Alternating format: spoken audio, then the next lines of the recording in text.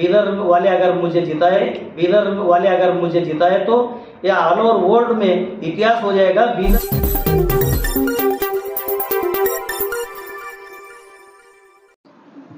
Public 7 news में आप सभी दर्शकों का स्वागत है।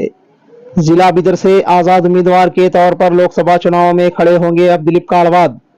इन्होंने कहा कि किसी भी पार्टी से टिकट की उम्मीद न लगाते हुए इन्होंने आजाद उम्मीदवार बनकर चुनाव लड़ने का फैसला लिया।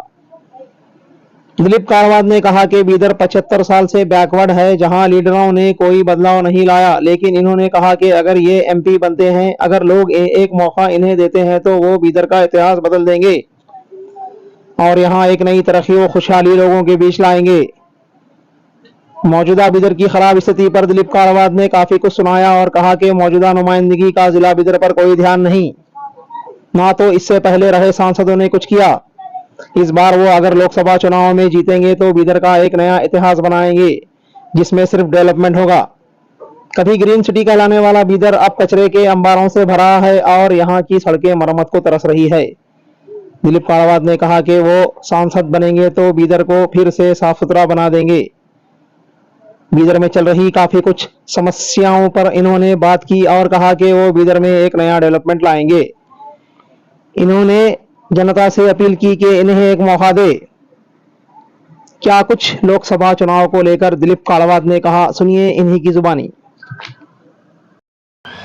सभी को मेरा नमस्कार। मैं दिलीप काड़वाद 2024 के एमपी इलेक्शन अभी कुछ दिन में आ रहे हैं, तो इस बार मैं बीदर लोकसभा क्षेत्र से स्वतंत्र अभ्यर्थी उम्मीदवार के तौर से मैं इलेक्शन कंटेस्ट कर रहा हूं। इसका उद्देश्य यही है कि सामाजिक न्याय मिले विकलांग लोगों को, क्योंकि हमारा देश स्वतंत्र होके 75 साल हुआ है। जब से लेकर अब तक हमारे प्रॉब्लम्स, हमारे जो भी समस्याएं हैं, उसके लिए सदन में कोई आवाज़ उठाने वाले नहीं है। हमारा भी बहुत प्रॉब्लम्स है, समस्या है, लेकिन हमें कोई सुनने वाले नहीं है। हमें कोई इसका हेल्प करने वाले कोई नहीं है। क्योंकि मैं ये इसलिए कह रहा हूँ, मैं तो बीदर डिस्ट्रिक्ट में बहुत फिरा हूँ और अदर स्टेट में भी फिरा हूँ और अदर डिस्ट्रिक्ट में भी मैं गया हूँ, लेकिन हमारे बीदर जिले में जो ये बैकवर्ड है बोल के 75 साल हो रहा है। ये बैकवर्ड ही रहेगा ऐसा मेरे को लग रहा है, क्योंकि जितने भी यहाँ से एमपी एमएलए गए हैं वो इस बैकवर्ड बोर्ड हटाने के लिए उन्होंने कोई प्रयास नहीं किया। तो इसलिए मुझे लगता है कि मैं इस बार इलेक्शन में खड़ा हो जाऊं और विकलांग लोगों का आवाज़ बनूं और गरीब लोगों का आवाज़ बनूं, क्योंकि हर एक में समस्या है हमारे विकलांग लोगों का। कोई स्कीम्स है, कोई कानून है, लेकिन वो ज़मीनी इस पर ग्रास रूट लेवल में उसको इम्प्लीमेंट करने में सरकारें पूरे फेल हो गए हैं। मैं ये बात इसलिए कह रहा हूँ, अभी छोटा सा चीज़ जो आधार कार्ड है वो अगर हम बनाने के लिए गए तो किसी हैंडीकैप उसको उंगली नहीं रहता, तो वो लोग आधार कार्ड नहीं बनवा सकते। क्यों? अगर उनको क्यों बोल के हमने पूछा तो उन्होंने आंसर देते हैं कि आपको फिंगरप्रिंट नहीं आता है, तो इसलिए आपको आधार कार्ड नहीं दिया जाएगा। और छोटा सा सिम के लिए हम इधर उधर भटकना पड़ रहा है। अगर हम सिम पूछने के लिए जाते हैं तो आपका आंख स्कैन नहीं होता। तो इस ऐसे समस्याएं हैं बहुत बड़े, मतलब अभी बसेस में हमको फ्री बस कुछ स्टेट्स से है, लेकिन हमको उसमें भी बहुत प्रॉब्लम्स आते हैं।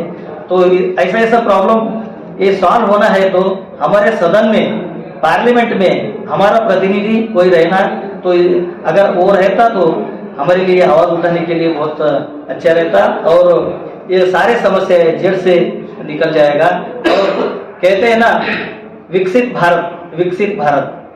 अगर समाज के लास्ट व्यक्ति जो आप सोचते हैं, विकलांग लोग हो या गरीब हो, कौन सा भी व्यक्ति हो, वो अगर डेवलपमेंट नहीं हुआ तो हमारा देश कैसा डेवलपमेंट होगा। मैं और एक चीज कहना चाहता हूँ, जैसे नॉर्मल लोग जितने टैक्स भर रहे हैं उतने टैक्स हम भी भर रहे हैं, हम भी दे रहे हैं सरकार को। जैसे कि मान लीजिए एक सोप है तो आप भी खरीदते हैं, उसको मान लीजिए 50 रुपए है, तो हम भी वो 50 रुपए में ही खरीदते, उसका टैक्स जो आप जो खरीदते हैं वो भी टैक्स गवर्नमेंट को जाएगा, जो मैं खरीदता हूँ वो भी टैक्स गवर्नमेंट को जाएगा। तो हमारे लिए आप डेवलपमेंट के लिए कुछ काम नहीं कर रहे, तो इसलिए मेरे को लगता है 2024 में हमारे बीदर जिले के, हमारे बीदर क्षेत्र के बुद्धिजीवी लोग, कलाकार लोग और विकलांग लोग, सभी धार्मिक गुरु मुझे सपोर्ट करें और इस बार मुझे वोट दे दीजिए, क्योंकि 75 साल से आपने बहुत लोगों को, बहुत अलग अलग लोगों को वोट दिया है। तो बहुत सारे लोग सदन में जाके चुप बैठ के आए हैं, हमारे बीदर के लिए कुछ आवाज उन्होंने नहीं उठाई। तो इसलिए मैं कहता हूँ अब एक बार मुझे वोट दीजिए, मुझे चुनाकर आप पार्लियामेंट को भेज दीजिए। मैं 5 साल में मैं क्या कर सकता हूँ वो आप अगले 5 साल के बाद आप देख लीजिएगा। तो बहुत बहुत धन्यवाद। अभी मैं मार्च महीने के फर्स्ट वीक से हर एक गांव को फिरने वाला हूँ, वहाँ का समस्या का अध्ययन करने वाला हूँ और बीदर का जो भी जितनी भी समस्याएं हैं सभी लोगों के सामने मैं रखने वाला हूँ। तो मैं तो इंडिपेंडेंट ठहरा हूँ, क्योंकि मुझे तो कोई पार्टी टिकट नहीं देगा, ये मुझे गारंटी है। अगर से पार्टी टिकट दिए तो बाद में देखा जाएगा, लेकिन फिलहाल तो मेरे ख्याल से, क्योंकि ये ब्लाइंड है, इसको नहीं दिखता ये क्या करेगा बोल के पार्टी वाले सोचते हैं। और एक बात, जो टिकट देने वाले ये सोचते हैं कि इनके पास धन कितना है और धर्म का सपोर्ट कितना है, तो ये सोचते हैं।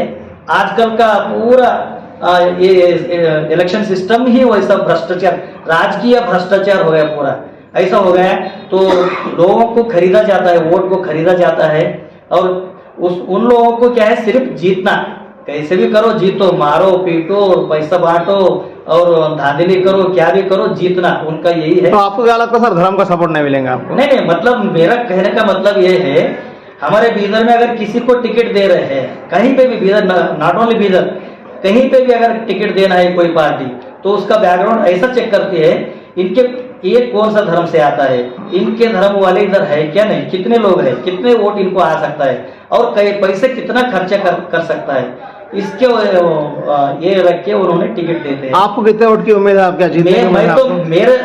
मैं जीतूंगा, मेरा बीदर के लोगों के ऊपर विश्वास है, क्योंकि एक बार मेरे को वोट देकर इतिहास, ऑल ओवर वर्ल्ड में इतिहास हो जाएगा। ये बीदर वाले अगर मुझे जिताए तो या ऑल ओवर वर्ल्ड में इतिहास हो जाएगा, बीदर एक मिसाइल बन जाएगा। इतिहास में क्या चेंजेस लेंगे सब? बिल्कुल क्या है, विकलांग लोग इनको दिखता नहीं है, इतने लोगों को आंख वाले को हमने वोट दिया है, वो भी अगर कुछ भी नहीं किए तो बिना आंख वाले है, इनको एक बार दे देंगे, उनके मन में आएगा जरूर, तो मुझे जिताएंगे और बीदर का इतिहास ऑल ओवर वर्ल्ड में बनेगा और हमारे बीदर जो है मिसाइल कायम रहेगा भारत देश में।